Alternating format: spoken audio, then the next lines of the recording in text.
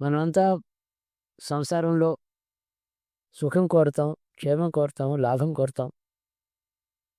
కుటుంబము, బంధువులు, మిత్రులు, పాడి, పంట, పశువులు అందరూ కూడా క్షేమంగా ఉండాలని కోరుతాం. తప్పకుండా కోరవలసిందనే ధర్మశాస్త్రాలు చెప్తున్నాయి. కోరమనే చెప్తున్నాయి. తర్వాత ధర్మశాస్త్రం ఏం చెప్తుందంటే కోరిన తర్వాత ఏం చేస్తే కోరిక నెరవేరుతుందో అది చెప్తున్నాయి. నా కుటుంబం క్షేమంగా ఉండాలి అంటే నా కుటుంబం ఎక్కడైనా ఏ ఊళ్ళో ఎక్కడున్నా కానీ ఆ ఇల్లు మాత్రమే కాక ఇరుగు పొరుగు కూడా బాగుంటేనే వాళ్ళు బాగుంటారు. వాళ్ళిద్దరూ బాగుండాలి, ఇరుగు పొరుగు బాగుండాలంటే గ్రామం బాగుండాలి.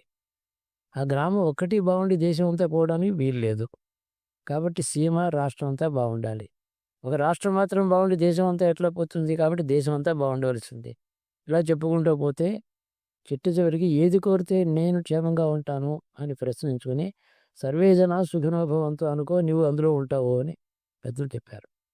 అందరూ క్షేమం కోరితేనే మన క్షేమం అందులో ఉంటుంది అని పెద్దలు చాలా తెలివైన మాట ఇది.